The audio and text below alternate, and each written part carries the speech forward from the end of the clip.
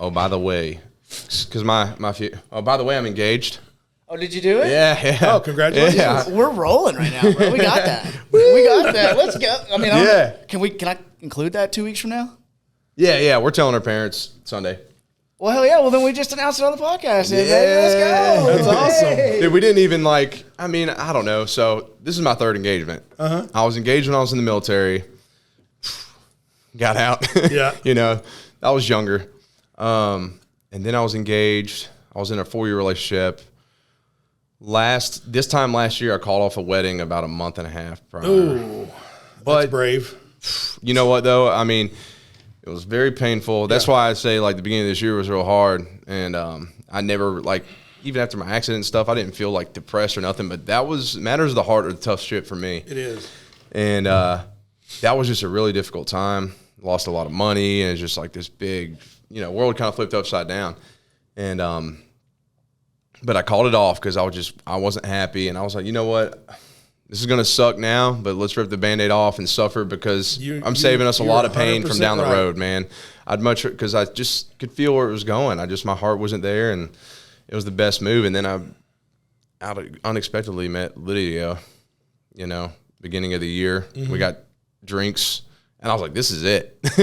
So any girls I was talking to, I was like, hey, can't talk to you anymore. This is my focus. Yeah. And, I proposed in the kitchen beginning of this week. We're marinating some steaks. And I grabbed a bottle of wine. And I love red wine. Yeah. And we don't drink during the week anymore, though. And this bottle was like a $60 bottle, which to me is pretty pricey. Yeah. But I've been wanting to try it. And so I went upstairs, and she's like, why are you hoarding wine upstairs? And I'm like, I was like, she was like, that's expensive stuff. You've been wanting to try that. I'm like, well, we got to celebrate. And she was like, what are we celebrating? Well, she didn't say it like that, but she was like, what are we celebrating? I'm so confused. And I reached into the fanny pack. Yep. And pulled out there, and it was perfect, man. She was in her pajamas and shit. Yeah. But it was us, man, because my last couple proposals were a little over the top. Yeah. But I just was like, man, that's not us, man. It was just cool. So I'm stoked. That's awesome, dude. Yeah. Congratulations. What's up, everybody? This is Joe Adams, and welcome to the Relentless Pursuit podcast. Today we have a guest that is pretty mysterious. I think this is the first time ever seeing his face, which is cool. But I've known of him. His name is Roy Mangrum. I don't know a lot about him yet, to be honest. I know he owns Barbell Voodoo, which is extremely successful company from what I know. And so we kind of connected over social media. He was sharing some of our clips, and I was like, hey, let's shoot a podcast, and here we are. Why not? Yeah, why not, man? So, Roy, go ahead and introduce yourself. Yeah, Roy Mangrum. I am, the owner of Barbell Voodoo. Hell yeah. I guess that's it. It's downhill from there. How old are you, Roy? Oh, I got to ask. I'm an old man. 46. 46? 46. Man, hey. I talk about this every episode, but every year's a blessing, man. That's how I look at it. No shit. Yep. Yeah, I'm above ground. Hell yeah. Yeah, so been doing the Barbell Voodoo thing 9 years. Started as kind of a joke. It wasn't supposed to be anything. Oh, really? Yeah, it was not. Didn't set out to build a business. Didn't set out to start a brand. Nothing like that. And 9 years later, still at it. Well, hell yeah. Well, I want to get into that. Yeah. So I guess where I'm getting at is tell me a little bit about your journey before Barbell Voodoo, Yeah. Okay. Tell us whatever you want, and let it all out. And what led there? Yeah. So, kind of born and raised in a small town in Tennessee, Tullahoma, Tennessee, if you ever heard of it. Yes, sir. Down there where they do the Bonnaroo. Yeah. So skydiving's big there. Apparently. Yeah, it is. Yeah, it is. That's about it. Yep. So grew up there, man. Just living life, hanging out with friends. I got into the powerlifting scene, competed for 9 years, and then met my wife, the new wife, the current wife. That sounds terrible saying that, doesn't it? No, it doesn't sound. Okay. Especially these days. I had the practice wife when I lived there, and then learned, made all the mistakes, learned all the lessons, and then 12 years ago met my wife that I have now, and moved up here.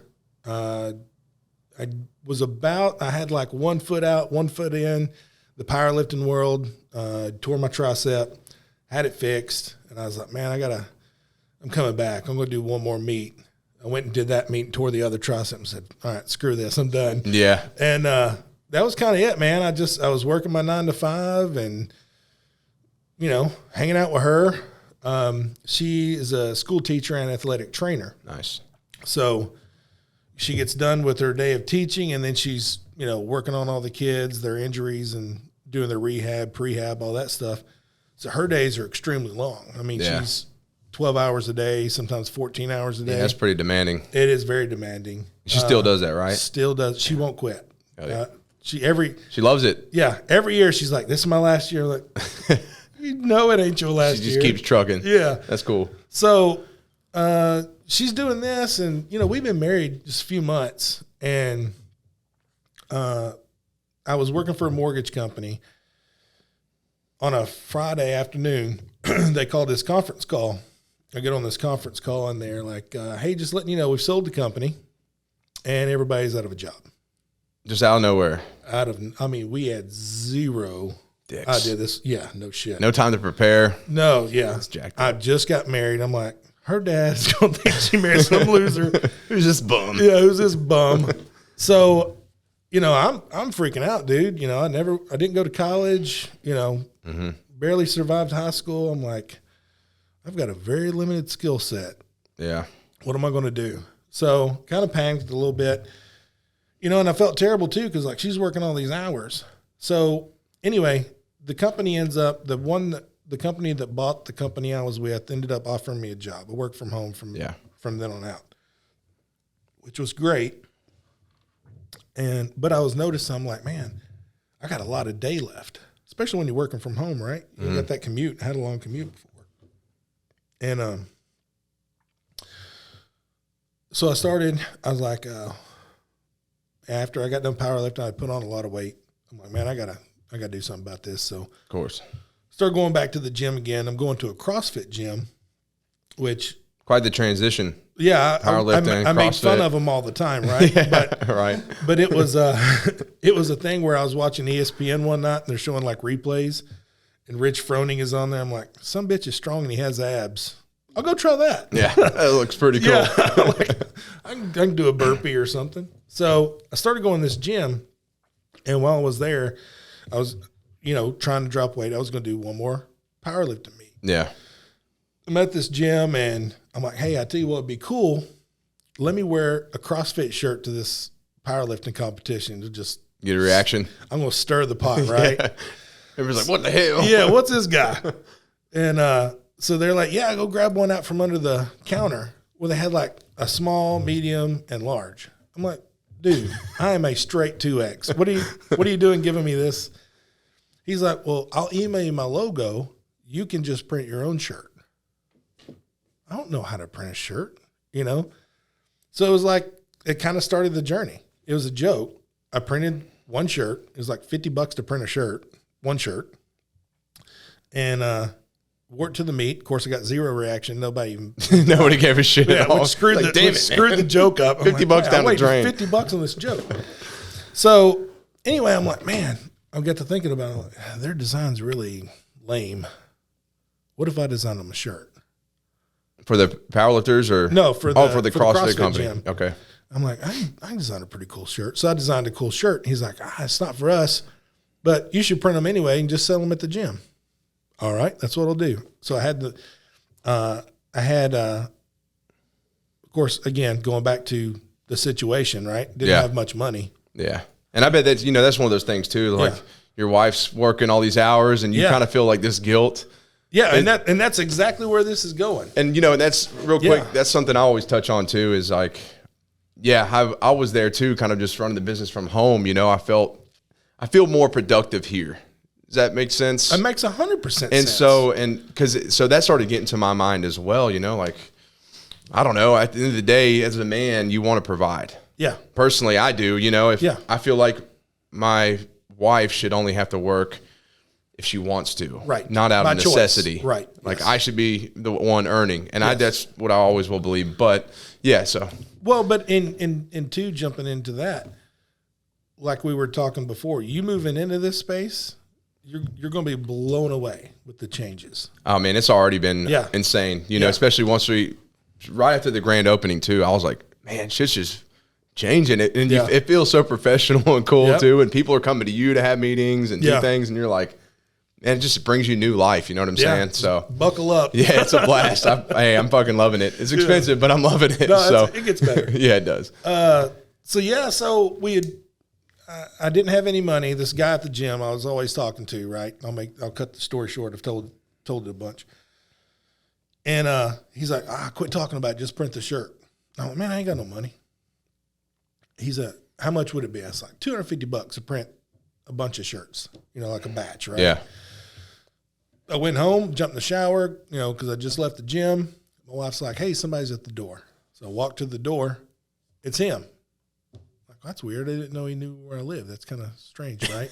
He checked your membership. Yeah. No like, there he is. Stalker. So he hands me $125. Says, here, let's go print those shirts, dude. Okay. You called my bluff.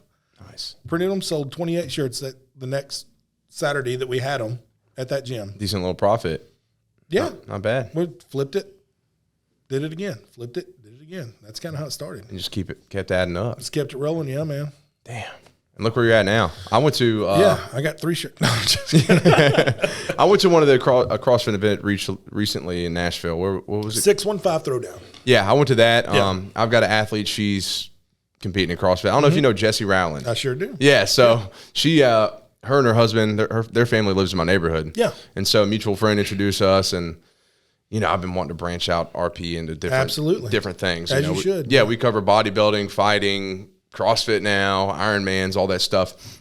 And it's just really cool to diversify it. But I don't really know the CrossFit world. So I went, and of course I look over, I see Barbell Voodoo. It's like a freaking store castle over there. I'm like, look at, they got everything. You can't even see in there. You have to go in. It's a booth, but it's not. It was pretty dope. So I was like, man, they're kicking ass. But I see Barbell Voodoo everywhere, man. I mean, it's pretty, I don't know how big y'all are now. I don't even know how you'd scale it, but I mean, seems like you've done pretty well with it. Yeah. I mean, you know, we're 9 years in. It's not, you know how it is, dude. The success isn't overnight.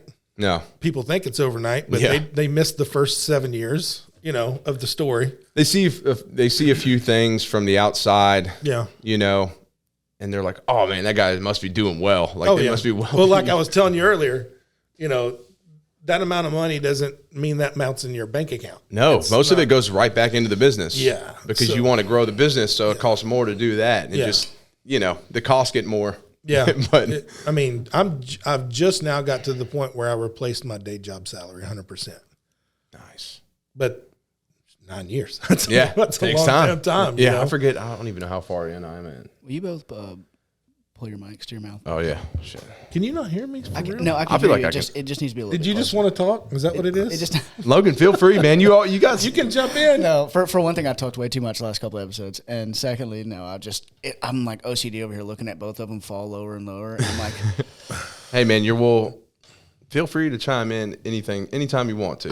I'm enjoying hearing Roy's story. Roy is I worked with him with the Music City Fit Expo. Mm-hmm. Yep. And right now we have in the works some stuff for Barbell Voodoo as well. So I'm very familiar with Roy from the professional sense, but all this stuff is totally new to me. So I'm enjoying hearing this part. Like earlier, whenever you were saying that you'll like cut to the chase or whatever, because you've been talking about it for a while. I was like, dude, that's what we're here for, man. Yeah, that's true. That's the thing. I mean, a lot of my listeners don't know who you are. That's true. That's true. So that's crazy with brand awareness too, isn't it? I mean, you think about it. How long you been?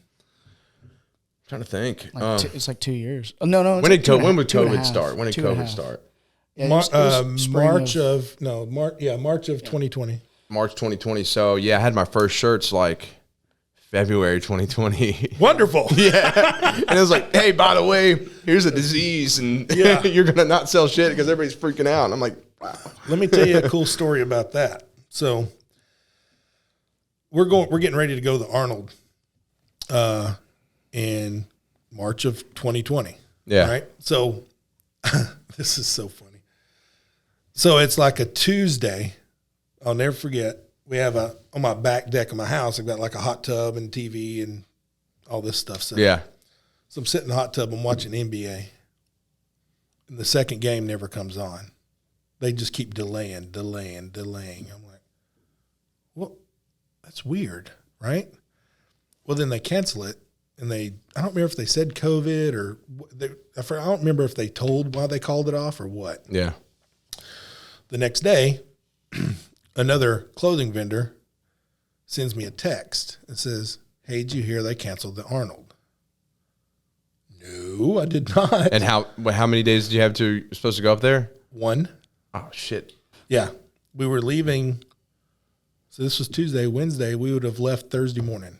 Andy with Norse Fitness, I think, was sharing that too. Yeah. Just out of the blue. Dude, it was scary. Yeah. And they had canceled the expo part. So if you think about being a business owner, you know, you have to buy all the stuff to sell there. Yes. Right. So we had spent about $10,000. Jesus. The booth was $5,500 because we get an end cap booth. So, you know, 50 or 15,000 in, plus hotels, plus airfare because we had some people flying in. So I'm like scrambling trying to cancel hotels and praying I didn't do the old, you know, save the $10. Yeah. You know, I'm canceling flights. And so I'm trying to figure things out. I'm like, dude, this money's due in 10 days or 30 days. I've got to pay this $10,000 back. So we put up a sale on Thursday, the day before the Arnold's was officially starting. Because I'm like, well, there's 1,000 vendors at the Arnold. They're all in the same boat. Yeah. And at that point, everybody's screwed it. Everybody's screwed. And at that point, we didn't know if the Arnold was refunding booth dollars yet. They hadn't announced. We had been asking. And they're like, we'll get back to you. Well, and that's got to be a hard position for them to be in too, right? Oh, yeah. Because they invest a lot. I mean, it costs a lot just to throw on the event. All the marketing, they rent. I mean, that convention center is like 3-4 city blocks. Damn. I mean, that's huge. I mean, they were out a lot of money too. I think I heard they ended up taking out a loan. It's probably is it like the size of like the one in Chattanooga? I've never been to the one in Chattanooga. It's a pretty big convention. It's bigger than the one downtown Nashville. Oh, really? Yeah. Damn, that's pretty big. Yeah, it's pretty big. Yeah, it's huge. And so we didn't know what they were going to do. So we put up a sale. I'm like, dude, it's, talking about being mysterious. It's kind of like one of the first times I made a post from me, as Roy. Do you even have, okay. So you don't have a personal social media? No. I typed in your name. I was like, where's this guy? He's like, I'm looking for like someone in a robe, just like in the background. The Wizard of Oz. Yeah. So, I made a post. I'm like, hey, this is Roy, and we're screwed. And we put up a sale and sold $10,000 in 24 hours.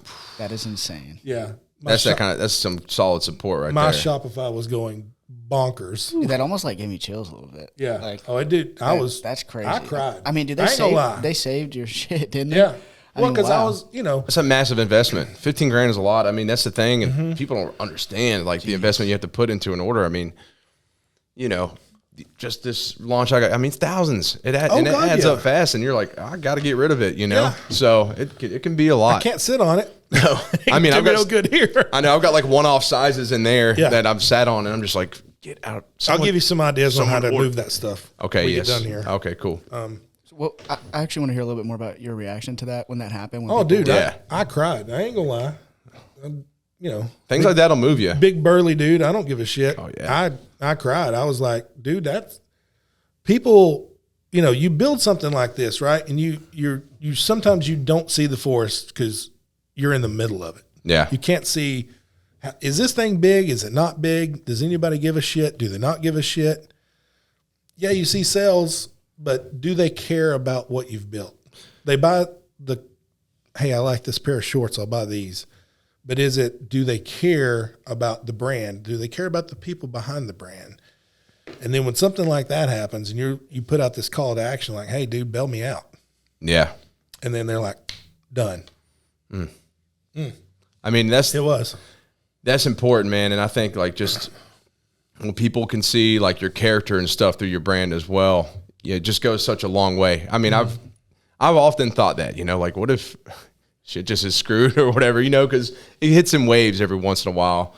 And there's times I'm like, you know, what if someone tries to cancel me for something I say on the podcast, course, you know, and they get offended, and then it's like, oh shit, I'm actually, because just like that, man, you make one statement that it hurts someone's feelings a little bit, and they'll do whatever they can to ruin your life. I've seen it happen to a lot of people I know, and it's like, what if that happens? Like, you know, and you just got to hold yourself to a standard. I'm like, man, well, I try to be as good as I can to people, you know, take care of them, put a good message out there, and my character will speak for me. You know what I'm saying? I run into issues for some of my tattoos, you know, because I do modeling and stuff, and I had someone just post it on Facebook and try to call me all these things. I didn't even have to say a word, but all these people that are like fans of that, like, you don't know Joe Adams, he's such a good guy, you know, and immediately it was deleted and taken down, and like they backed me up. I didn't even have to say anything, and I was like, man, that's pretty cool. So it's very cool. Yeah. How about yesterday on the YouTube channel? Oh yeah. I mean, people, that's the thing though. You go.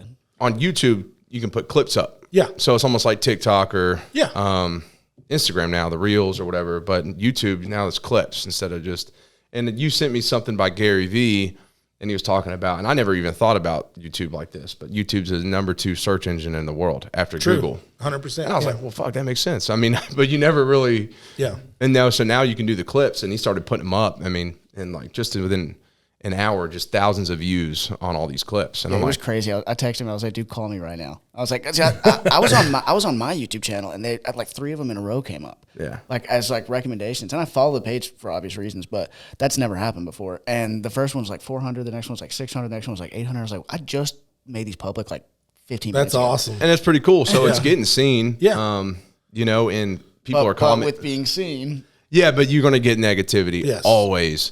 Because I talked about, you know, recently I dealt with some stuff. You know, I'm pagan. That's my spiritual beliefs, and I'm very devout in it. I mean, I do my stuff multiple times a day, and like I take my spirituality extremely seriously. I think, to me, that's the biggest part of who I am, because that's eternal. And, you know, of course, I've run into issues, especially being in the Bible Belt.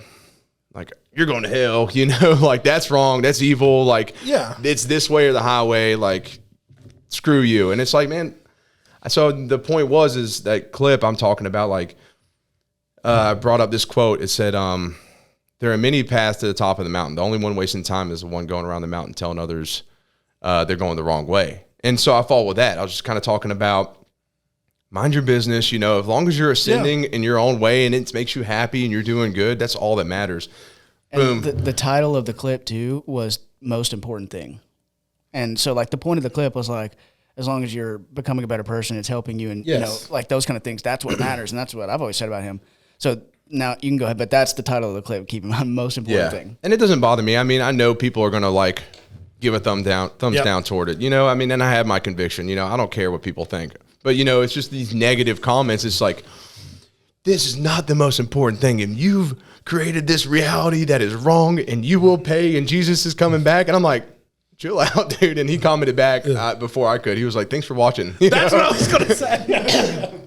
I was going to be like, thanks for watching. Well, thank you. I mean, you obviously showed it attention, you know, as much as you hated it. And I mean, it's just part of it though, man. I mean, people are going to do what they can. The thing is, regardless of your beliefs or whatever, if we were all exactly the same, if we all did everything exactly the same, it's not very interesting. No, I believe in individuality, man. You know, and I think a narrative is kind of being pushed nowadays, is like everybody accepting the same things and believing in the same things. And it's like, but what's the fun in that? You know, I don't know. That's why I try to push people to look into their culture, you know, look into their ancestry. Where do they come from? Try to like connect with that in some way, because that's part of your individuality. And the further you go back, the more you can isolate that. But it doesn't mean we got to like hate each other. No, you know, we can just disagree. It doesn't matter. I can be like, oh man, that's where you're from. Like these are your roots. Like that's badass. Mine are complete opposite. Yeah. But let me share them with you, know, and we can connect on those things rather than being like, I don't agree with that. You're wrong. That's jacked up. But people these days are so judgmental. Oh, they are on everything. And I judge. I'll make comments driving down the road, like, look at somebody and I judge them. But the huge difference in that is you make those comments to yourself. Yes. I'm the same. We're human, right? I see somebody post something, I'm like, seriously, dude. Yeah. Seriously. I keep it to me. But I don't comment and say that shit. That's between I'll tell my lady about it. I'll be like, this idiot. Yeah, but that's about that's it. Yeah, I'm not going to blast somebody.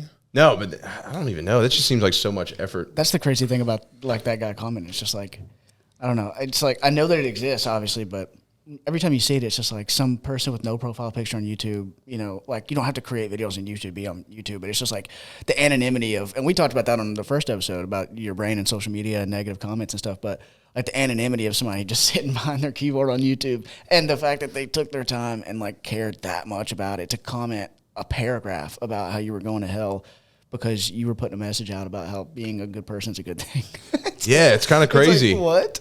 It's like, wow, that sounds really positive, man. It sounds like you're on the right path. Do you honestly think does that person honestly think that the Jesus that they're purporting, which is, I'm not saying Christianity is bad or anything, I'm just saying, but you're basically putting yourself out there on behalf of the things that you believe, in this case being, Jesus, right? Yeah. You think that Jesus would think that was... Would do that? If he was sitting in the room, would he condemn me that way? The way that he was, or the way that he would approve of you acting, just hating on people for no reason at all? Or the other side of it is, did he think that comment was going to make Joe change his point? 100%. 100%. You know, I was sitting there and I was like, that. This guy's right. I'll be damned. I'm going to get baptized. That's the whole thing, though, man. That's where it's crazy is I'm just trying to get people to open their minds and not bicker about that shit. Yeah. Like, it takes a lifetime of work to focus on your own path. I'm improving every day, and I know it's going to take me the rest of my life to get better and better. I don't know all the answers, and I probably never will. No. And that's fine. And that's called growth. You know what I'm saying? You just keep learning more. Okay. Got about a minute. Okay. But what I'm saying is, shit, that threw me off. But what I'm saying is, like, at the end of the day, I'll never go to anybody and tell them they're on the wrong path. Yeah. It's not my job to go up to you and be like, I don't agree with that. Like, you're screwing up. Like, just do what makes you happy. I don't know. It's pretty simple. But people hate that. You would think. You would think. Oh, cameras. Yeah, watch that mic. You'll get in trouble. Oh, good Lord. Logan's going to snipe me. I got to watch. I'm trying to do my job. I know. Trust me, I need it, or I'd be jacking this shit all up. But we're going to do a quick ad read. Roy, go ahead and tell us about your business and where to find you. On the spot here. Let's see. Barbell Voodoo, the most puntastic shirt you can find anywhere on the internet. Yes. Geez, I'm terrible with this. Logan, you got to edit all this shit out.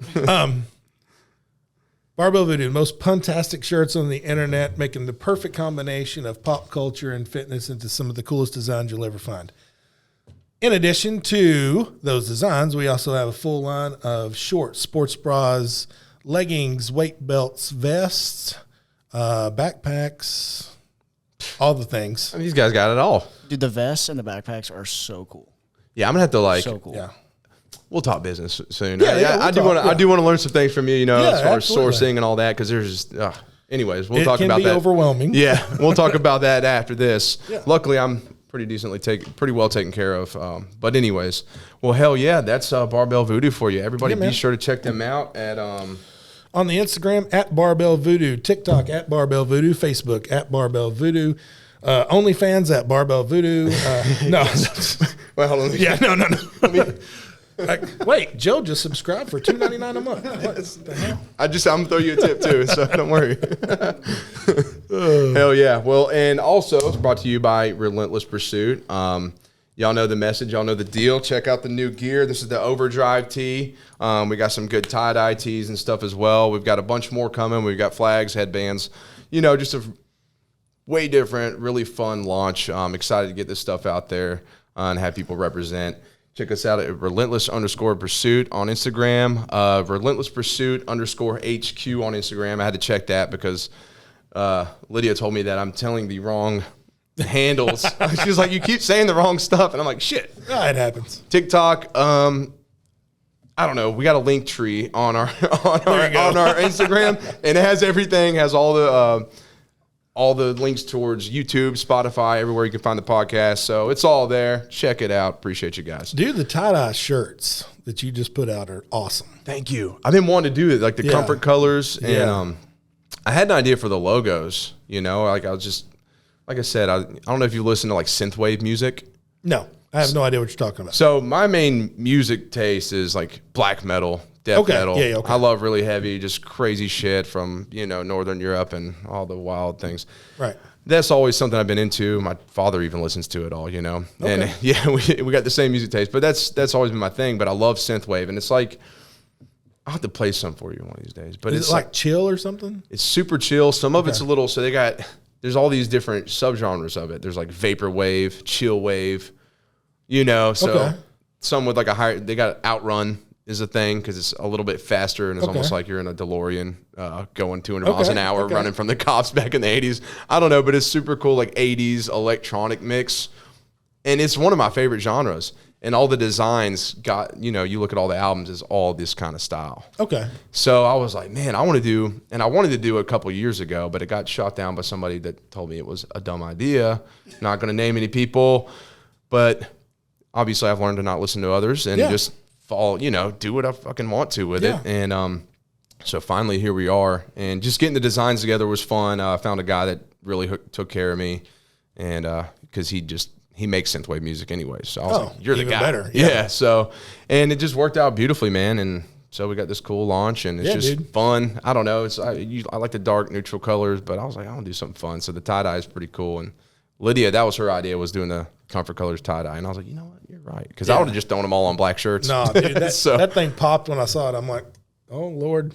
Those are going to sell. Well, I might have to get you hooked up, man. Hell yeah. Hell yeah. Well, remind me when we leave, man. I'll definitely get you squared away. I'll wear it tomorrow at the, what you call it? At the, what is that called? Fit Show. Fit Show. Nashville Fit Show. I know. Last week I was telling people to come see us at the Fit Show, not knowing that episode was coming out after the Fit Show. Oh, well, hey. Well, we were drinking whiskey. There'll be a line at Municipal going, wait, I thought that he said. He told us the wrong days. No, yeah, me and Tyler Gentry are here. Oh, yeah. Yeah, and we did like a whiskey night. So we were drinking some Jim Beam. So that was pretty fun, man. It was just a different vibe, but, I was like, screw it. I feel like the nighttime recordings, we can just let loose, man. Let loose. I mean, I love the variety with it. But anyways, thanks, man. I'm looking forward to getting that out there and just keeping it going, baby. Back to it. Yes, sir. We're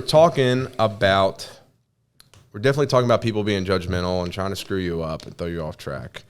And you were saying something along the lines of everybody wants to do this at you. Yeah. And that's such a fact. And, and I brought up the fact that, you got the fat in bodybuilding, and especially that I see is like, you got the guys that are trying to motivate people by cussing them out. They're like, you're fucking up. Yeah. Wake up. What are you doing? Get off your fucking phone. And like, most people are just like, what the hell is going on? This guy needs to chill for a second. They're all C.T. Fletcher impersonators. Yeah. And like, don't get me wrong. I respect the man, but there's only a couple people that need to take that space. Yes. Not everybody else needs to do it. No, exactly. And that's the problem. And a lot of times you aren't as tough as you're portraying yourself to be. Yes. So you might be yelling at people, but you're doing it from a phone. You're not going up to them and saying, because I wouldn't be okay with that. I might twist that finger of yours. Yeah, dude, I don't deal well with that. Yeah, so I don't know, man, but that's another prime example. And like, I don't know, man. I just want to inspire people and motivate them through positive shit. Well, and two, I think you're going to get way more out of the positive than if you're just constantly pushing. I agree. And you know what I mean? And people, it's like, we're all not always in a perfect mood, right? We're not always getting up on the right side of the bed, so to speak. Yeah. So you have all different types of emotions. So shouldn't the motivation flow with all different types of emotions? I agree. It shouldn't just always be MF or pick up the bar. Dude, shut up. Not today. That's not the when I was powerlifting, so this is funny. When I was powerlifting, we used to have this guy that would just slap you on the back all the time, as hard as he could. Yeah. Yeah. So I've seen some people do that. Yeah. Every once in a while, okay. But there's a point where if that motherfucker hits me, I don't care if I'm climbing under the squat bar or not, I'm turning around and I'm knocking him out. I mean, today is not the day. I've always seen that, and I'm like, I don't know if I'd be happy with my friend doing that. You would not. I'll go ahead and tell you. I don't get it at all. I don't get it. I hate being smacked. I used to, get somebody joking with you, smack you on the back. I'm like, it's just such a thing. I just don't. I hate it. I'd much rather get punched in the face. Yeah. Oh, absolutely. You'd rather be punched in the face. It hurts way worse. Get slapped on the back. Yeah, at least I see it coming, Oh. And so is it supposed to like spike your like testosterone in that moment or something? Some people like it. I guess. God, it's weird. Some people like to put on the show too. I've seen a lot of those dudes. It's like I'm probably going to get some hate for this, but it's like going up to do deadlifts and like summoning something, and people are just like, and they're just doing some crazy shit. And I'm like, you don't have to do that to deadlift. It's not going to make it. You were going to pick it up or you weren't. Yeah. Like there's a book called Starting Strength, and that's just do what that says. Yeah. It's pretty simple. You probably waste, a lot less energy. Dude, when I would lift, now granted, when I was young, I did all that stupid shit. I've done a lot of stupid shit. Yeah. I'd snort the smelling salts. The ammonia. And I haven't tried that yet. Oh my God. Just skip it. Yeah. Just skip it. Unless you do it for the podcast. It'd be funny for the podcast. I'll do it for before a bare knuckle fight and just go in. Yeah, but then your eyes will start watering. You'll get the shit beat out of Someone whoops my ass. Trust me, don't do Damn ammonia. And I would do all that. But then later, as I got older, I'm like, dude, I'm literally trying to hop myself up to a point where I'm not in control. I got 600 pounds in my hands. I should probably know what the fuck I'm doing. Oh, it's a good point. You say that. You know what I mean? So then it was like more zen. I climb under the bar. I set up the exact same way every single time. Hand me the bar, down, up, rack. Cool. Let's go get something to drink. I'm right there with you too. And I feel like being more zen just works out a lot better. For a prime example is, I do like the underground, like bare knuckle stuff. Yeah. And I want to, obviously I'm focused on the business side of things. Like this is my priority. I'm in here training, doing my boxing stuff, but eventually I want to get in the ring. And my brother Brett and I were talking about walk-in music. Mm-hmm. And Brett's a professional for PKFC now, Okay. Yeah. And we were talking, some people, I love the black metal, right? Yeah. Well, he's like, Joe, you don't want to walk in listening to black metal because then you're just going to be you're too hyped up, freaking, and I'm getting like, an adrenaline dump, and then you're blowing your wad. But going there, man, you're going in, you're facing some dude that wants to kill you, and you want to kill them. You don't want to be spazzing out. You want to keep it as controlled as possible, So just something as simple as having just some chilled out hype, walkout music just to get you. Yeah. You're just moving. You're in a good zone. I mean, I feel like it's the same with anything, honestly. Powerlifting. Yeah, anything where there's the chance of injury, the chance of there's stakes. You should the more clear your head is and your ability to think through and think ahead. There's enough going on up here. Yeah, enough going on up here, anyways. You don't need anything extra. I don't need other shit just to make it crazier. No, hell no. Calm it down, dude. That's what I'm saying. I used to listen to like hype music on the way to boxing for like half the trip, and then I would switch it to like Three Little Birds by Bob Marley, and like stuff like that. And it was like I felt like that was a good like routine because it got my energy up, and then it like capped it. It's like got me. Right before it overflowed, it like capped it and just like kept me. Right there. Yeah. And then that was like a good place of like, okay, I'm like hyped up and ready to go, but I'm also like loose and and that's the thing with with combat sports or really with anything is like part of being calm is you need to be loose to get into that flow state. Relaxed. To be able to if you're all tense and stuff, it's just not good. It's just better to be loose in any situation. It doesn't work out. Well, it's almost like your vision becomes kind of cloudy too. It does. Like I notice when I'm overly hyped up, it's just like I can't even tunnel vision. I'm almost like somewhere else. I don't know if I'm too worked up, I had to just lose control. Well, and you're more apt to make rash decisions. Yeah. Right? In life, business, or if you're in bare knuckle fighting. Yeah. That's the last place you want to make a bad decision. Yeah. One decision away from sleep time, Exactly. I'm fortunate enough not to have been jacked up quite yet, but it's coming. Yeah. I told my old lady, I was like, I'm handsome now. Yeah. I was like, babe, just so you know, this nose is going to get more crooked. Yeah. There might be some scars. That's why he went ahead and locked it down now. Yeah, Smart exactly. Man. Smart man. I was like, I might get a tooth knocked out, even though I wear a mouthpiece, but I always have wanted a gold tooth. Well, and if I get it knocked out in a fight, it's cool. It's a cool story. Yeah. It's like, dude, that guy's got a gold tooth. Like, yeah. bare knuckle fight. Yeah, absolutely. You I earned it. Engrave the date on it. I can't just go get a gold tooth. No. But if I have a good story to go with it, it's like, all right, yeah, I see why you did that. Yeah, but exactly. She's just like, wear a mouthpiece. She's not a big fan of the gold tooth. I'm like, damn it. But anyways, I don't know. But yeah, man, I think that's really important. Just stays in, stay focused. You and have to. You learn more about that. Like I said, like you said, the older you get, you just want to chill out. Well, I think about those times when I was competing, not that I was ever a world breaker or nothing like that, but, there was no real advantage to that other than show. Yeah. And I remember watching this powerlifter, Sam Bird, incredible lifter. He lifted 181s, 198s, 220s, those three classes. I forget how many squat records he sat. He was the first guy at 198 squat 1100. I watched him at the Arnold squat 660 hands free, no hands on the bar. That's insane. Yeah, he walked it out with his hands, took his hands off the bar, squat, stood up, put it back on the rack. That's what you meant. I did not. Yeah. His traps were just like, Yeah. they just grabbed the damn bar. And, it's insane. I'm friends with him now, but I remember watching him. We would be in the same warm-up room. And like he's the shit, dude. Yeah, he looks like a lifter where I'm, just a fat dude over here that can bench a lot.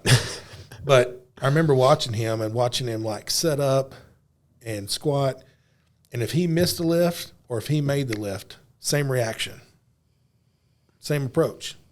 Nothing ever changed. I'm like, dude, that guy's like Chill out. a Buddha. You know what I mean? Yeah. He's just like so even keel. There's also the thing too, and that's respectful. Saying like you can respect his approach to that. 100%. Just because it's like, man, either way, that guy's doing the same shit. He doesn't overreact. He doesn't. Nope. And also, there's the aspect too of I feel like if I do too much, or if I show out too much, I'm gonna get fucked up. Yeah. And then I look like a fool. Then you look like a fool. And Yeah. at least I could say if I walk out there chill and I get fucked up, it doesn't look as bad. But when you show your ass and you get jacked up, and it just gives people more reason to hate on you. You know what I'm saying? So then you're just kind of asking for it. Yeah, you're going to be a meme. Yeah, exactly.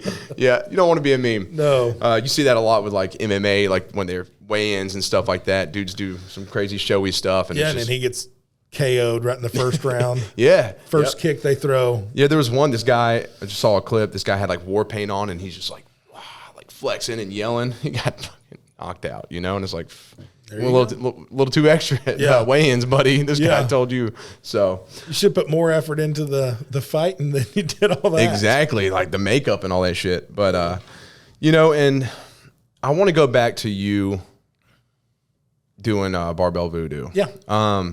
Just because I think that was a big risk moving forward with that. And you seem to like have taken a lot of risk, like I said, with a big investment for the Arnold, things like that are huge risks going into. We all know it, but you got to do it in order to grow.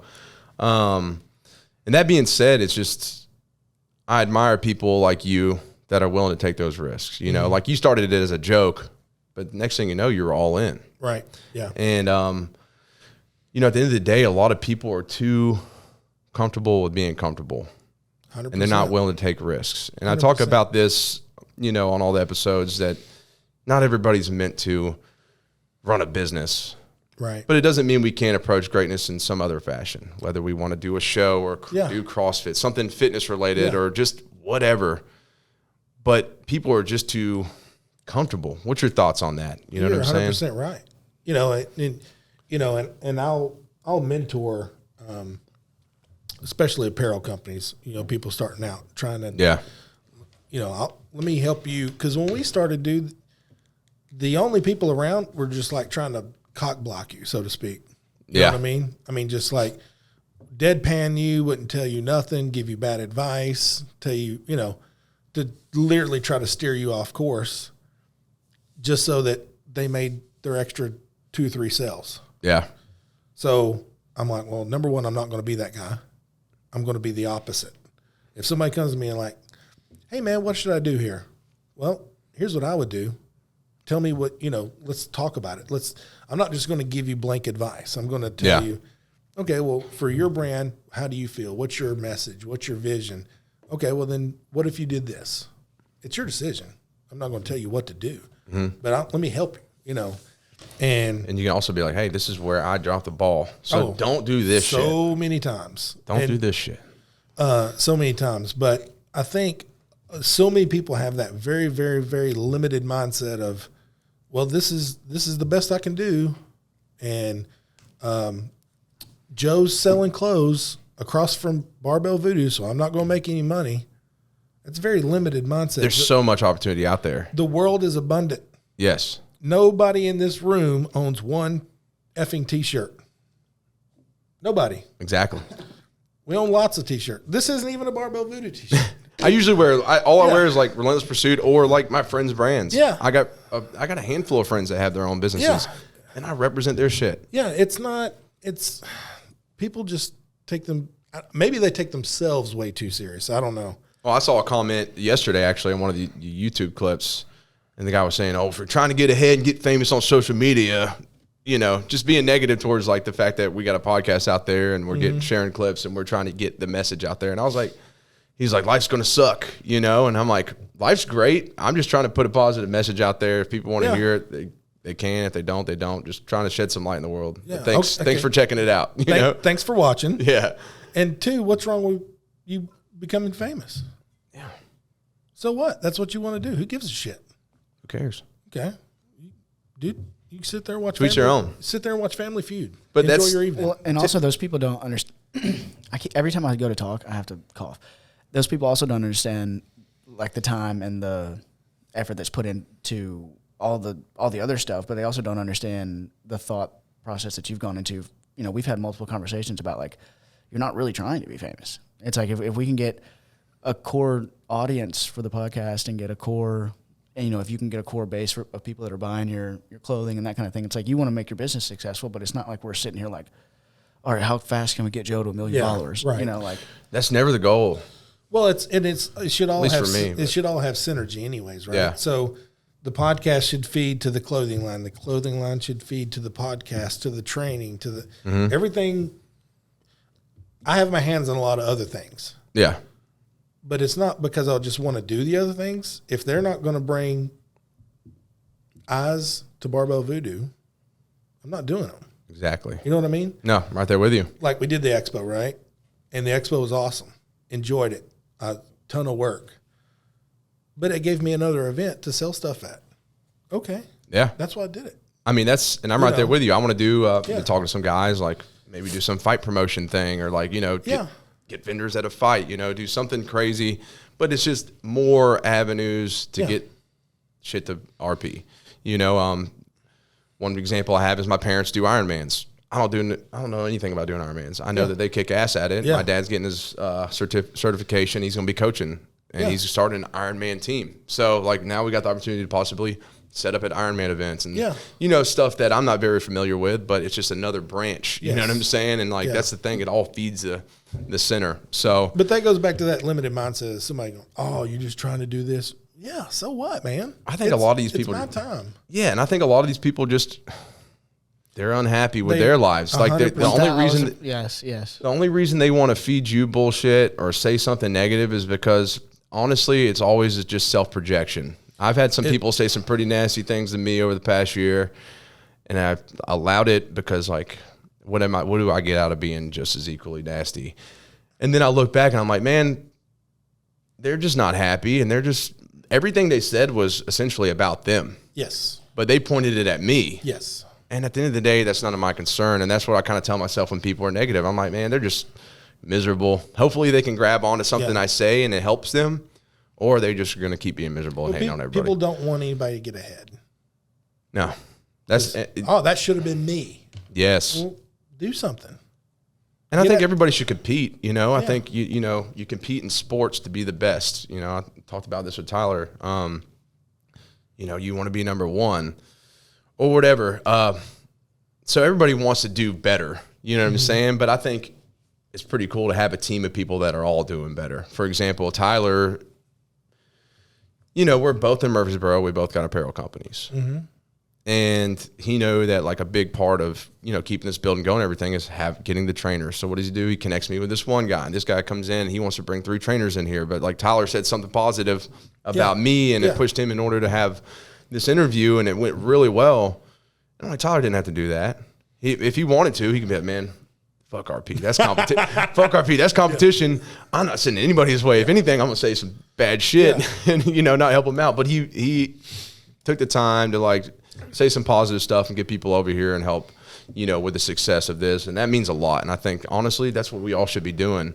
Absolutely. You know what I'm saying? But some people just don't got that same. Well, it's the difference in that quality of people. Mm-hmm. And I don't mean quality, and I'm not trying to say anything bad, but I don't comment really on posts. I'm not really looking through posts, right? Mm. Those people are just idle hands. They have nothing to do.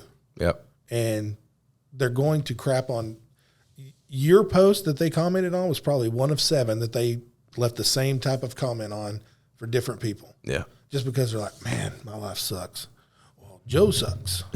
You know, it's a cheesy Roy saying. Sucks. It's a cheesy saying, but I think it's super true. Is hurt people hurt people. Yeah, no, that's true. So like if people are hurting, like a lot of times, especially if they don't feel that they have an outlet for that pain, which most people don't have a hold on that, then the easiest way to make themselves feel better, right, is to hurt other people, like project some of that pain onto you. Yeah.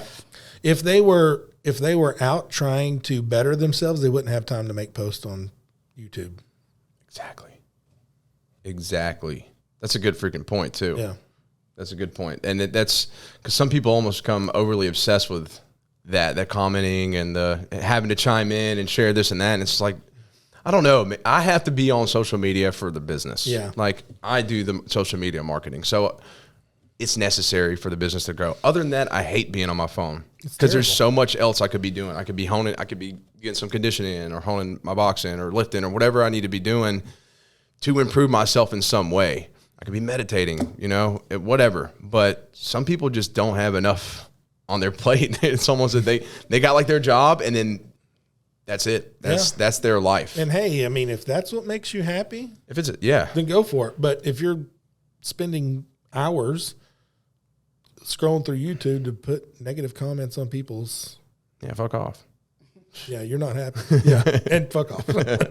But it is what it is, man. It's part of the beast, you know what I'm saying? And like it takes a well, that's the true definition of when you know you've made it. You got haters. Hell yeah. Yeah, I made it. Another thing I was going to throw in there too is that I've also heard that people never punch down for the most part. People never punch down. So like if somebody's hating on you, they're punching up at you. You know what I'm saying? So like it kind of reveals their position. Yeah. From that standpoint. That's a good point. It's like when they're negative towards you, it's like you, for example, if I'm just starting a clothing company and I come to you and I'm like, hey Roy, like I'd really like to help you. And like you said, you've experienced those kind of people, and I've experienced those people in my industry too. But if you just sit there and start talking shit about some kid, it's like people don't typically, anybody that has any kind of character to them is not going to do that. People that when people are commenting being negative and shit, it's because they're punching up. You know, Roy's not going to beat the shit out of some random kid, you know. But he may take something from a bigger brand or, you know, on the positive side. But the point is he's not, you know what I'm saying? And so whenever people say things like that, they kind of reveal their. Yeah, but I think it builds your mind. It makes you stronger. I think if you're willing to just like look at it from a positive standpoint and be like, this person's just self-projecting or whatever. Like, because, you know, I'm sure there's plenty of people that start things and they start getting some negativity and they're just like, fuck, I can't handle this anymore. This is overwhelming. You know, it's like. You got to take the emotion out of it. Yeah, you do.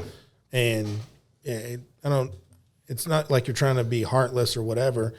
When I see stuff like that, dude, I just delete, keep moving. Yeah. That's as far as my thought process. I don't talk about it. I don't, because honestly, it doesn't matter to me. It didn't change my day.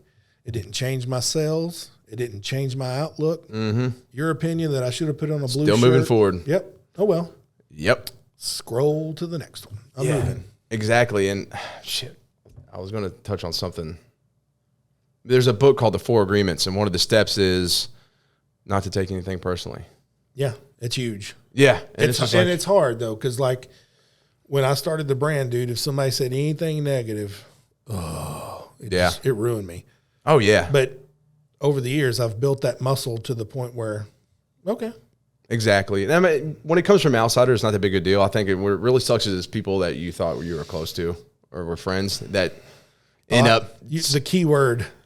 Thought exactly, because if they were cared about you, they wouldn't say these things. I mean, that's just a fact. Yeah. But it's still kind of heartbreaking. It's like, man, that's when it's kind of like, yeah, man, what the fuck? Yep. I thought we had each other's backs, and then now you're showing me, true colors, man, true colors. But anyways, another thing I want to ask about, because that's been something I've been thinking about. And I'm sure you've run into this, and I'm sure you have something to say.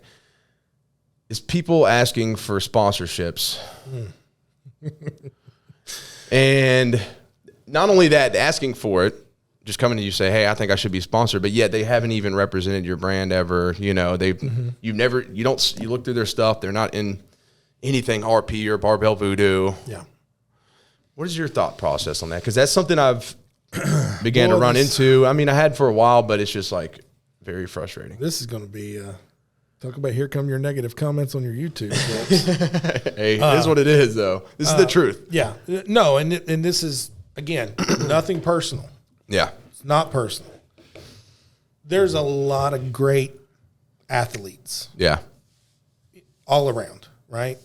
CrossFit, strongman, whatever. Okay. My experience in doing sponsorships has not increased our sales one penny. Yeah. And we have done all different versions of it, right? Just giving away stuff.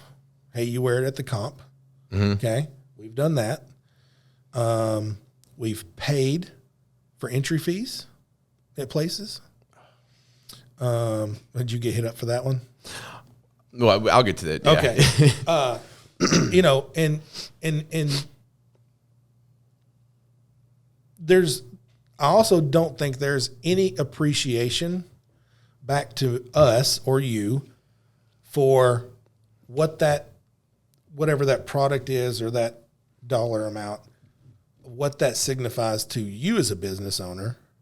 That shit adds up. It adds up quick. Fast. What they don't realize. All right, let's say, for instance, back in the day when we did that, we would order, 120 pair of shorts.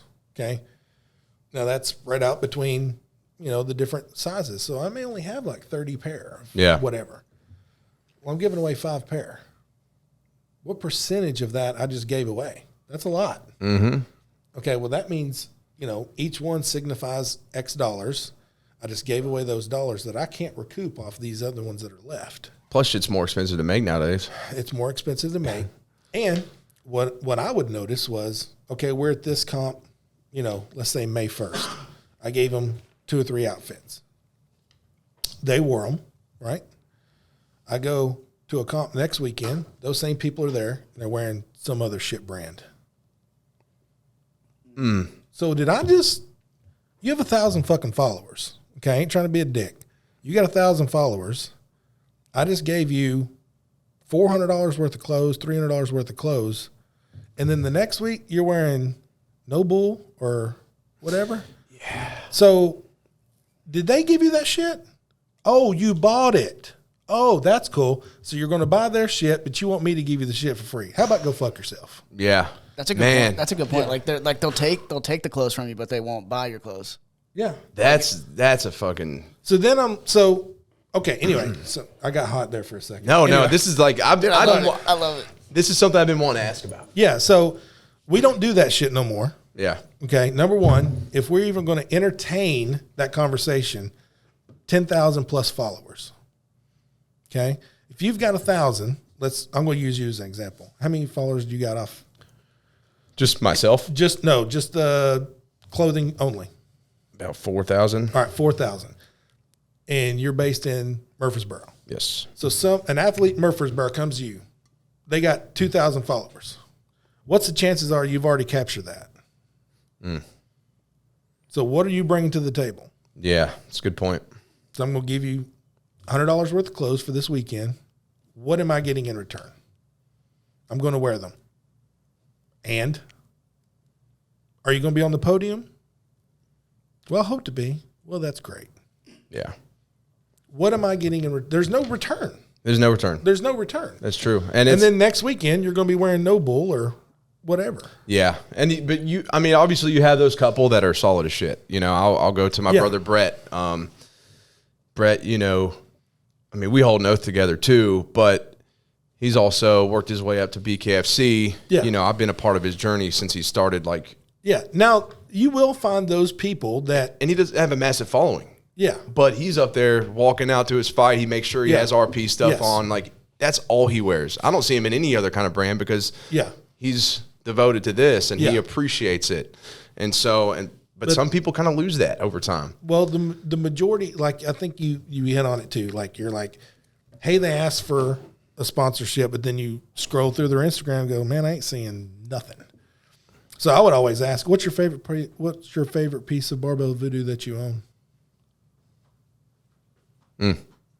If you don't have an answer, what if I ask you for a picture? Yeah. You don't have it? Oh, okay. Yeah. That's interesting. Or hey, I'd love to be a part of the team. Yeah. Okay, what makes you want to be a part of it? You know, what does it mean to you?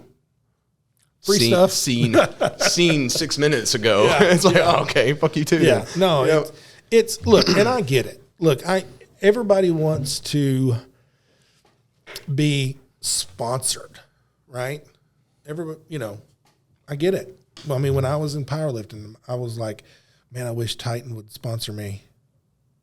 Just the only reason was I wanted a free squat suit because they're like fucking $400. Yeah. That's all I wanted. Yeah. Let's be honest. All you want is free stuff. You don't want to be a part of the brand. You don't want to represent for the most part. Now, there are some, you know, we've had a few here lately that we do as ambassadors. They don't get the free shit. You get like a discount code and stuff. They get a discount code, but they have to meet that threshold of this many followers, this many, you know, you got to give me this many posts. There has to be a give and a take. If I'm going to give you something, what kind of relationship is that if I'm just giving and you ain't giving? Exactly. And, you know, the thing is, you know, I've had athletes, ambassadors, all that stuff. And, you know, I'm not going after anybody specifically, but, you know, for the ambassadors, I offer a pretty big discount for them to buy stuff, you know, to where I'm not really profiting off of that merchandise. You know, athletes get free stuff. And it, like you said, it adds up. And they'll take advantage of the free stuff. But then it's like, all right, yeah, you know, I need this, X, Y, and Z. And then it doesn't happen. And it's like, all right, I'm going to send this message and say, okay, who actually wants to be a part of this? Because this is what I need done. A week goes by, same shit. Like, they're still not doing the simple things you ask. And it's like, what do people expect? That's what I'm trying to understand, because I go out of my way. I've even covered ambassadors, tans, and, you know, that shit's tans $140.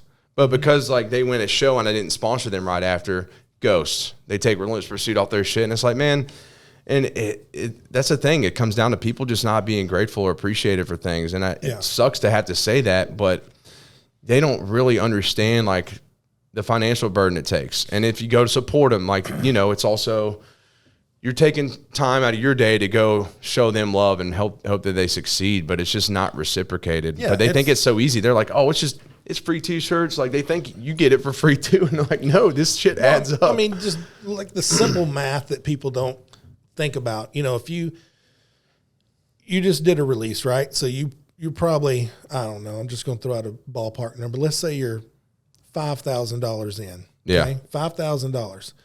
Now, Joe had to pay that $5,000 before product walked in the door. So there was nothing sold yet. Yeah. Okay. Well, now you have a light bill. You have air conditioning in here, which we don't have.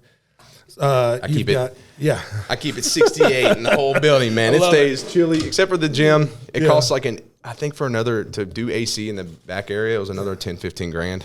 I was like, yeah, they'll be fine. They'll be fine back there. They're sweating. They'll live. But you're $5,000 deep. Yeah. You've got, and it's not like, you know, most businesses, and I don't think I'm pulling back the curtain too much here, but, you know, 50, 60% profit margin. Okay, well, that's changed because this building, right? Yes. You've got lights, you've got gas, cable, you've got all these different pieces that chipping away. If you're giving stuff away, that also incrementally decreases what that profit margin is going to be at the end of the day. Yes. And then on top of that, you got the people that you support, right, that are part of everything. And it's like they don't pay attention to that additional aspect. So when it's like, hey, I can't cover X, Y, and Z right now. Like, I've got this. Mm-hmm. Like, what? That's what you're supposed to do. And it's like, man, I'm doing everything. I'm still giving you free shit and covering what I can, but I've got to budget it a lot better now. Because when you're running the business out of your house, it's different. That's thousands of dollars. Yeah. That you can put towards other people. You know what I'm saying? Yeah. But now there's this whole other responsibility, and you're trying to do it all yourself. And obviously there's help. Like I couldn't do this shit without Logan's help. Yeah. But you're trying to do it all yourself, and they're just like, wait, you can't do what for me? Yeah. I've got the Fit Show, and I only get so many tickets, and usually in the past I'm able to, I get so many tickets, and then whoever shows up, I buy their tickets too. I'm like, so I let's send a message to the groups. Hey, I've only got the X amount of tickets, first come, first serve for the free ones. Otherwise you got to pay for it, and I'm curious to see if the people that said they're all going to show up actually show up if they have to pay for their own ticket. I mean, I ain't trying to be a dick, but how are they going to pay for parking if they can't pay for the ticket? Yeah. Booth ain't cheap. No shit.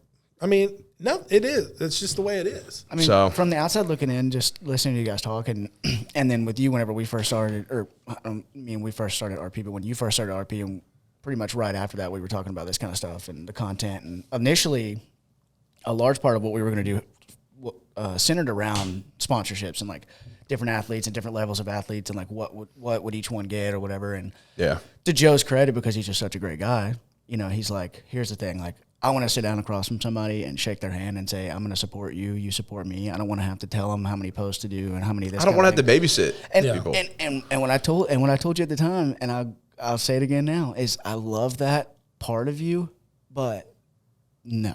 Like, I just got pure intention, and then people take advantage of it. And the main point that I was gonna make is that, to me, again, I don't own a clothing brand, I don't sponsor anybody, but to me, it seems to really come down to the quality of the individual that you're sponsoring, right? Because like you mentioned Brett, right? Versus somebody who has maybe 15, 20,000 followers.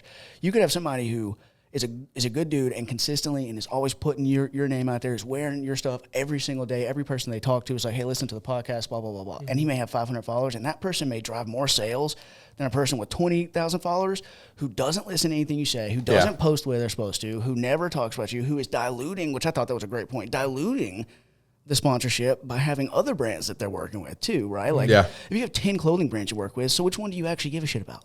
You know what I mean? And so like that kind of person is going to be a negative value to your brand always, every time, no matter how many followers they have, no matter how big a brand they have, because they don't want it the way that the other person does. Exactly. Right? So like, I think that has a huge part to do with this, the kind of person, and also the kind of person, that kind of person you can make a handshake agreement with, versus this kind of person, it's like you have to, like you said, babysit. Here's the contract you have to sign, et cetera, well, et cetera.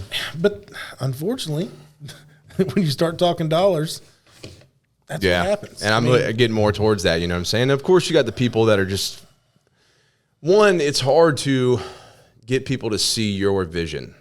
Mm-hmm. It's like I walked into this building when it was completely empty, and I had a vision, and I saw it, and it looks exactly how I imagined it. Mm-hmm. I'm like, fuck yeah. And then for the brand, I'm looking years down the road. I'm looking at this warehouse across the street. I'm like, that'd be a nice size for, where I want to be one day, but it's that fucking vision. But, you need other people to work with you and see that as well. And you can do everything you can to support and help them. But are they going to still keep that vision? Because the thing is, it doesn't come overnight. It takes years to build something to that level. It takes a long fucking time, even if you even get there. No, and it would hurt. It would literally hurt my feelings. Because back in the day, I went to all the events. And I'd be like, I would see somebody walk in, they're literally wearing something else. Yeah. Dude, it'd break my heart. I've run into that a couple times. You really care. You expect them to care. Yeah. It's like, man, this is my baby. There's a lot of eyes here. Yeah. People know you're a part of my team, and now you're like, yeah. That was a great point about diluting it in that way, because that really is, like somebody that's, everybody knows that they're a part of your team, and then 70% of the time they're walking around in so, you know. Well, but I don't think it doesn't dilute. Well, I think number one, this is God. I'm gonna get all kinds of hate. I don't think anybody really cares that this person is sponsored or even knows, regardless. Good point. If they put it on their Instagram, again, they got 1,000 followers. Does anybody read their Instagram profile? Probably not. You know what I mean? Yeah. They just, what the value to you is, they're walking around in it all the time. That's the value. Yeah. It's a walking billboard. When we're in an event and some girl's wearing some matched outfit we put on them, and we'll do this a lot. It's not a sponsorship. It's just, oh, that's a badass athlete. Hey, come here for a minute. Yeah. Let me put some shorts on you, and you go compete all day. What do I got to do for them? Just wear them. That's my expectation. That's it. I'm stopping it right there. I'm not trying to get anything more. I'm not trying to get anything less, because I don't want to set myself up for unrealistic expectations of she's going to be posting about us tomorrow. Yeah. You're going to wear them today. Cool. Good. Handshake. See you later. Have fun. Exactly. Because with some people, it's not about the following. You know what I'm saying? Yeah. With some. I mean, but as long as they're out there representing constantly, and you know they are, Yeah. you know, you got that peace of mind. Yeah. And, you know, you have to know them, be pretty close to actually understand that. But still, but yeah, I mean, that's a pretty good point. That's a good idea, too. It's just like when I do go to events and shit, be like, man, you're crushing it. Yeah. Throw this shirt on, please. Free. It's free. And what you'll find, too, is that'll make you a fan, or that person a fan of your brand instantly. Yeah. They're like, damn, dude, that Joe guy is pretty damn cool. He just gave me a free T-shirt. Let me buy one from you. Yeah. Oh, you want to buy one too? Sure, I'll let you buy one. Yeah. That's pretty badass. Get this purple tie-dye. Right. Throw this on. Yeah, because that pops, you know. Yeah. But yeah, so that's something I've definitely been curious, and I appreciate your insight on that, you know, moving forward, obviously, because it just gets crazier. Yeah, you know? And again, I don't think it's anything negative against the athlete. Let me say that. Yeah. It's not. It's just, and it's a lot of it's the mindset. When you look at social media, everybody's an ambassador for somebody. Everybody's sponsored by somebody. The word sponsor gets thrown around like icon, legend, all those catchwords. Yeah, and then everybody's expectation is to be sponsored or an ambassador for somebody. Yeah, and it's not real. What does that even mean? When somebody's, I'm sponsoring this. Oh yeah, what are you doing? You paid $10,000? No, you didn't. Okay. Is it real, or is it we just using this word? What do we? Yeah. You're a sponsored athlete. What does that mean? You know, I don't. Again, it could just be me. It could just be my experiences and negatives and positives. I've had both. Yeah. But the negatives way outweighed the positives, and I've gotten more out of just picking random people out of an audience and being like, let me throw some clothes on you. I appreciate, you know, you getting out here killing it today. Let me do that. Oh yeah. And I think also it causes me to expect less than if we're sitting here and I'm like, Joe, I'm going to sponsor you. I'm going to give you a T-shirt. Like, oh, you're sponsoring me for $25. What the shit? Yeah. You know what I mean? Yeah. And that's kind of a weird communication, right? So now I'm like, all right, Joe's going to post once every day, and he's going to do this, and he's going to, and you're like, well, dude, I only do laundry once a week, so I'm only going to wear this. You know what I mean? Yeah. So it's a weird expectation. Yeah. And it's not clear, and I just, you know, and again, I don't think it's anything against the athletes. It's just the way the world is now, man. If you look at social media, everybody's sponsored, everybody's an ambassador, and they want to be a part of that club. Yeah. And they know you and you're cool. It doesn't mean they don't like you, or they're not hitting up, you know, 1,000 other, you know, companies or my company or whatever, but they just, oh man, it'd be so cool if I'm sponsored. Just to say I'm sponsored. But then they set these crazy expectations, and if you don't do everything that they want, well, they're just like, oh, some people are they just disappear. And it's like, well, I see you across the way, asshole. You know what I'm saying? But you know, I really appreciate you get the people that do see your vision though, and they do just want to be there and do whatever they can. Like my woman, she just wants to be at every event, you know, represent, do everything she can, shares everything. Like she loves being a part of it. She wants me to succeed. She wants the brand to succeed. But I got one girl, her name's Angela, and she hasn't competed in a while, but I swear, I'm always getting texts like, "Hey, when's the next event? Where can I?" I'm like, "Oh, we got an event in Memphis in a couple weeks. Okay, I'll be there." Drives to Memphis, shows up Saturday morning, gets her own room. Those are the people that you put your effort into. And I'm like, and I noticed that. And I'm like, man, this girl just wants to go the extra mile just to be a part of the brand, and and is willing to even reach out and try to find things she can do to help out. And I'm like, man, that's cool. And those are the people, they stick out. They're superstars. And they may not be up on a podium. They may not be getting golds or doing all these things. But at the end of the day, they just want to fucking be there. Yeah. But again, it's, and I kind of joked about the podium, but nobody really remembers that. Nobody remembers. Yeah. Even the post, it's just the constant in your face. Yeah. Right? If you're walking around in an event all day and you keep seeing that purple tie-dyed shirt, you're going to remember that shirt. You're going to remember that shirt. Yeah. You're like, where can I go find that at? Yeah, nobody remembers the one time somebody was up on the podium, really. No. Yeah. No, nobody remembers that. But they saw that guy walk by 12 times. Man, I got to have that shirt. That's a badass shirt. Yeah. Or if they remember it, they don't remember what he was wearing. Right? Like versus that one, maybe you missed it the first 2 times when you walked by, but if they walk by 12 times, it's like, oh, wait. The third time you see it, and you're like, oh, that was interesting. They walk by again, you're like, wait, what is that? And then they're on the podium for a second. You're like, oh, that's great that you won the event. Like, you're thinking about that. You're not probably even paying attention to what they're wearing and stuff like that. Exactly. Yeah. Exactly. And so that goes back. I mean, when I first started, I was like, I need this team. And start getting all these people and taking care of all their stuff. And, it definitely helped a lot at the beginning, just getting the brand out there and stuff. But then people just kind of drift off or, they don't stick with it and stay committed. And it's just like, okay. I've been there, done that. Yeah. So, that's what I figured I'd ask you. So, because something I've been thinking about recently, just because you get the people that reach out wanting handouts. But I think that's the society we're in, man. It is a society we're in. But if you find that core group of people that, your ride or dies, like you said, hey, let me go help you work this booth. Let me go do this for you. Let me help you. You need help in the warehouse on Black Friday? Let me come over and help. Yeah. Those are the people you're like, yeah, if you need free stuff, I got you. Hell yeah. But these people that, you wore the T-shirt for one workout. Nice. Okay. Hell yeah. You're back in. You're crushing it. Yeah, you're wearing something else now. It's great. Thanks. Yeah, but you know what? I think it's just learning. I'm definitely just been paying attention a lot to lately, and I'm just like, you know what? Sometimes you got to rebuild or kind of redo things a little bit, and that's okay. Well, and as you grow too, right? Different stages, like you were saying in the beginning, it was very helpful. But it's like, and there are these different stages as your business grows. Yeah.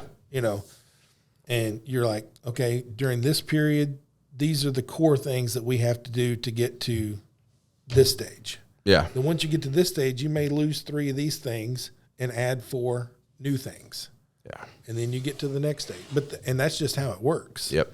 Sometimes you have to have a clean slate, and I mean, that's just part of it. You know what I'm saying? It's part of that growth. Yep. You leave the things that don't work and keep the things that do. Yep. Keep moving. Still moving forward. Yeah. So is what it is. But yeah, dude. Where are we at on time, by the way, with these cameras? We were at the cameras had to reset a while ago, so we're about to run up on another reset, but we got about 13 minutes before we have to do that. You're at about 125 overall, counting the break, probably like 115. Cool. So not too bad. All right. Well, so let me touch on a couple other things. Yeah. So, what is your? I always like to ask people this question. I know you're here where you're at with Barbell Voodoo, but what is your relentless pursuit? What's next for Barbell Voodoo for you personally? And it always kind of makes you wonder. But yeah, I can go on and on about me personally or for Barbell Voodoo. Let's start with you personally. Oh, well, I'd like to retire in 10 years. That's Just about chill. it. Yeah. What would you do? Like sell the company or? Yeah. But I don't think I'd ever retire. Yeah. To be honest. Once you start being an entrepreneur, you're screwed. I've thought about that before. You'll never quit. Yeah. It's just too much. The journey is the best part. It's not the end. Of course. We almost sold the company last year. Or no, 2020. What year is this? Holy shit. 2022. Okay, good. Wow. Yeah. We're there. 2022. I did have a stroke. 2021. We had an offer or 2 offers, and I turned them down. And I turned them down because not that it wasn't enough money, but it was really weird thinking that what do I do tomorrow? Yeah. That freaked me out. I'm like, now what? Yeah. I don't know what to do next. I've still got a lot of goals for this thing to do before I'm at that point. What else you trying to do with it? I mean, $10 million company. Yeah. I mean, not a bad goal. No, I mean, and the thing is, if you look at the fitness market, I just did 173 billion as the clothing.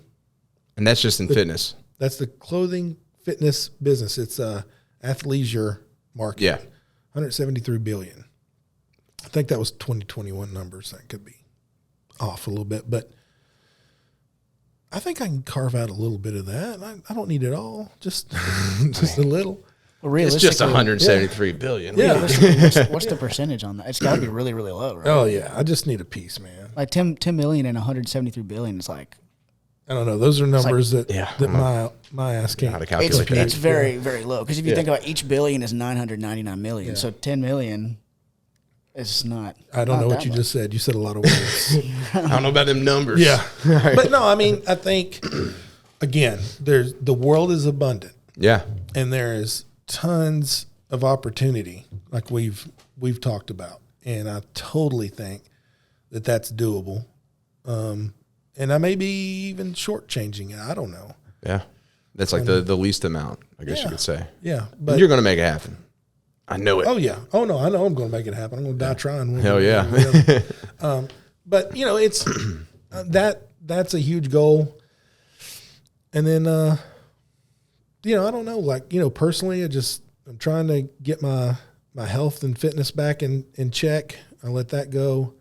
I was doing really good.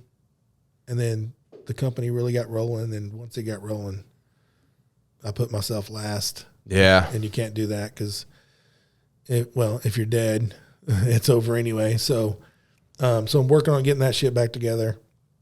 And then, as far as the company goes, like I said, man, I like growing it. I like being able to offer people jobs that actually pay. Yeah. And, it's just cool to see, people come to work. That's it's always fun. Yeah. This is our clubhouse, right? It's not as cool as your clubhouse, but it's our clubhouse. And, it's just cool. And it's cool to see, random people from other countries posting on social media wearing your stuff. You're like, man, that's really cool. They have no idea. It just started in, our freaking garage joking around. I've had a couple international orders, and it's always super hyped so up. Cool. Yeah, man. The shipping thing's a pain in the ass, but dude, God, don't get me started on that. Oh yeah, I tried to go UPS ground at this somewhere in Colombia. Some girl ordered some stuff from Colombia, and I guess it's kind of out there. UPS ground was like $250. I was like, what? So I went to USPS. It was like 50 or 60. I was like, I'm going with you guys. Yeah. Of course, they won't get it for 60 days. Yeah, but fuck, I mean, I'm sure the person on the other end can understand that. Oh yeah. Did you lose money in that transaction in that case? Well, yeah, and and some of those though, Joe, it's okay. That's the thing. It's because your shirt's in Colombia now. Yeah, exactly. And that's the thing I have to remind myself. I'm like, it's out there regardless. Yeah, there's been some times like that. I'm like, I'll take the L on this one. Yeah, there's this guy. I mean, there's a guy that he's in this black metal band that I listen to a lot. Really good. They're from Germany, and he loves like the Till Death shirt, Yeah. And so he's like, man, I'll make a trade. Like, send me that shirt and some stickers. I'll send you the new album. And so he sent me a couple CDs and patches and stickers and shit. Yeah, you won. And that was cool as shit. I'm like, yeah, first of all, I got some cool stuff to listen to because your band's badass, but also, you could be repping that up on stage one of these days when you're in a concert, and that's fucking cool too. Absolutely. So, that to me is totally worth it. That's marketing right there, and it's getting out there across overseas. Yeah. That's cool as shit. That's huge. So, no, and I think there was something you said, you were talking about building your business, trying to get to $10 million plus. Obviously, God, there's something. There was something else I was going to do too, and I lost it also. But one question I know I was going to ask you, if it comes back to you, interrupt me. But one question I was going to ask you about selling your company, I'm like a million miles away from this, but it's something big long term. It's like, yeah, that's probably something I thought about too. And I've had the same exact thought, just like, would I even really realistically want to do that? And but I thought about, like, would it be different? I'm just curious what you think. Like, what if somebody, like, you sold the company, but they kept you on to run it? Yeah, I don't think I'd do that. Okay. But because then now you've took my baby and then you're putting the handcuffs on me. Yeah. And then at the end of the day, they got to say so. Yeah.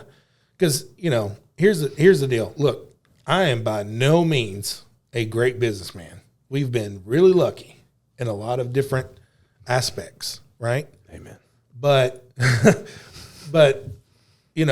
there's a lot of things that I do are really unconventional at times because it's like, oh, my gut says do this. Well, I'm going with my gut. Where they may be like, no, we're not doing that. Oh, well then why am I here? Yeah. So, and I'm so far away from that happening anyway. That's what I expect. That's kind of what I thought you would say about that. Yeah. That'd be real difficult. It's like, on the one hand, like you said, I kind of want to stay on so I can maybe control the direction a bit. And, because it is my baby, maybe have a little bit of, like, maybe one hand on the wheel is better than none. But it's like, God, that would be the worst. I think you'd have to cut the cord. Coming into work for, like, at your business, but you're working now for someone else. Like, what a weird dynamic. I think you'd just have to cut the cord. Well, that's done. And that's the thing. And then, growing your business takes money, right? Mm-hmm. So obviously a lot of people get loans from here or there. Maybe, you go to the bank. Maybe you've got somebody in your family or somebody that knows that's willing to be an angel investor, right, or whatnot. But a lot of people fall into the trap of, like, selling a percentage, and I knew somebody, like, they opened a gym, and, the people that invested ended up owning like 80% of it. So they got all the, Yeah. At the end of the day, they made every call. At that point, you definitely better be out. Like, you know what I'm saying? And so it's just like, I don't know. That's the whole thing is, it takes money to grow. And obviously you invest smartly and you put the money back into it that you earn.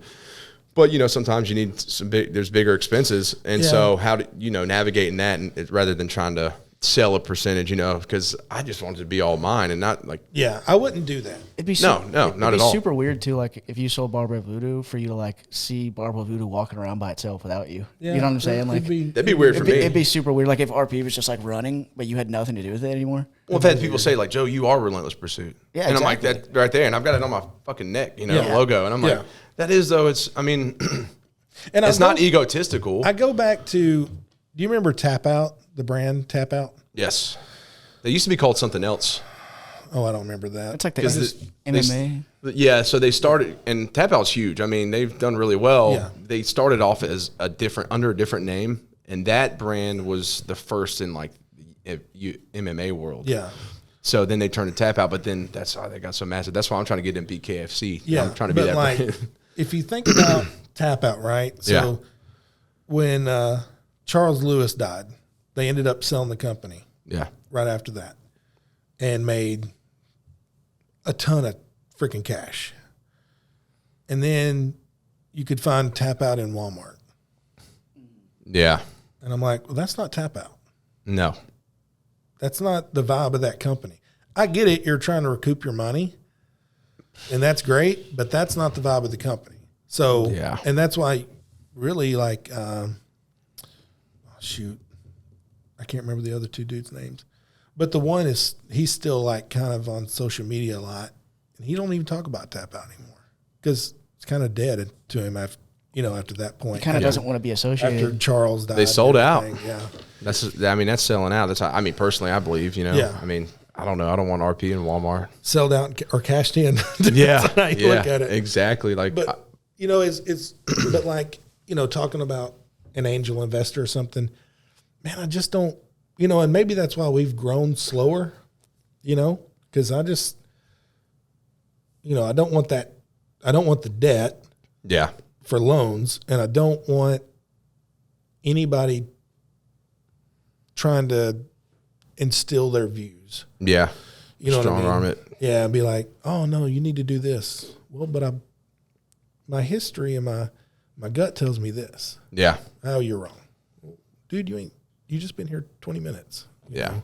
And, I mean, I guess if you're looking for the opportunity, you might get lucky and find someone killer. I mean, yeah, maybe. I feel personally like with the barbershop, my boy came to me and said, hey, need an investor for this. Just issues with the bank, but I knew his vision. I knew his work ethic. I knew he would fucking succeed. And I had all the faith in the world. Sometimes you just got to take a chance. But you don't go in there and tell him, hey, dude, why aren't you using that shaving cream? I handed him a check. I said, it's yours, dude. Yeah. And guess what? The style of it, aesthetically, is not my style. And that's okay. It's his. And guess what? It's fucking booming. Like, they got chairs full. They're always working. They're killing it. But that's and I walk in, I'm like, dude, this is yours, baby. Like, that's awesome what you've done. But that's being a smart businessman, realizing that it doesn't have to be your vision. No. Be like, okay, I'm not going to break what's working. Just leave it alone. Let him roll. Do your thing. I'll be over here. I don't care what comb you use. Fucking proud of you, dude. You know what I'm saying? Do your thing. Yeah, keep rocking it. Leave it alone. Yeah.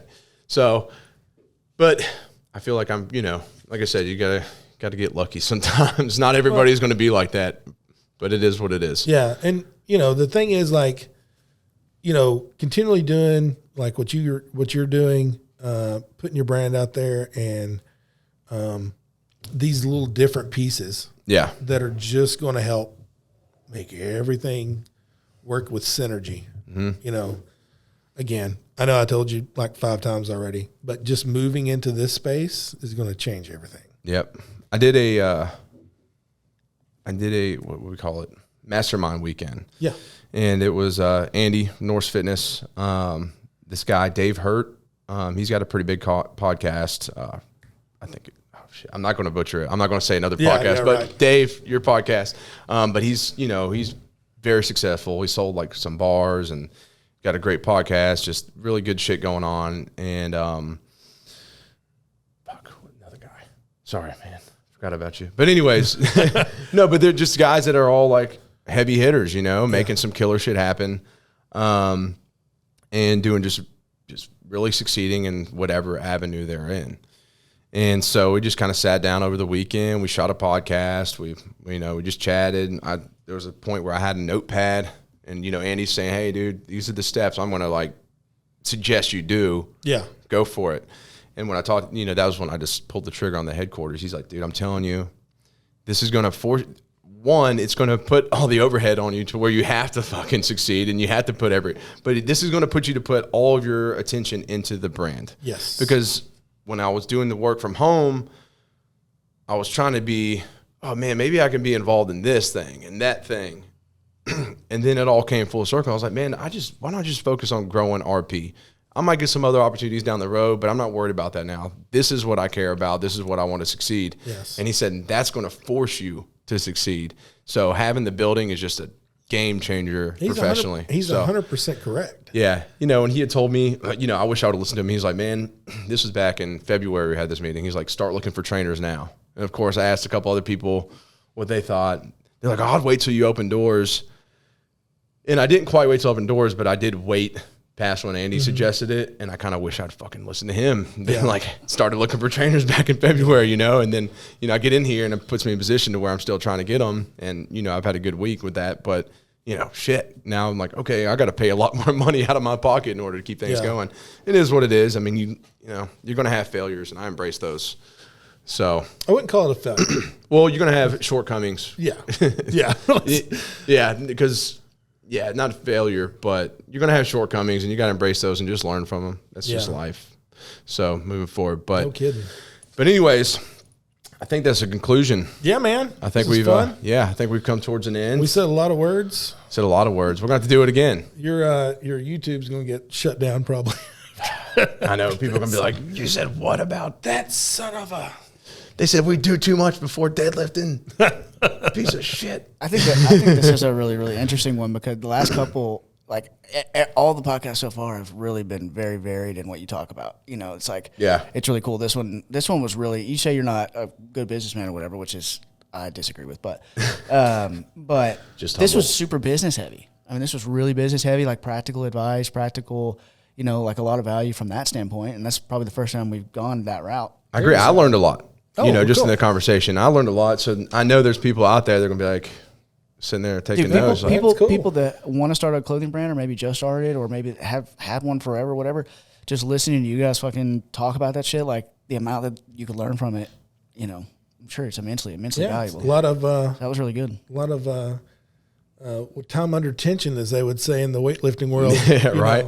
Learn by doing. Yeah, I mean, I'm at the point where I've got people kind of asking me for advice. Yeah. And I've been like, hey, so this is what you don't do. Yeah. You know what I'm saying? But, you know. There's a long list of those things. But it's cool because I'm kind of in the middle because I'm learning from guys like you and Andy and people that are way ahead of me in the game. But I'm also at the point to where I've learned quite a bit to where I can help. And it's just this really cool trickle effect. There's probably some guy out there right now like, man, I was thinking about getting a bunch of athletes. Changed my mind. Well, and two, like, you know, you said ahead of you, but it's not ahead of you.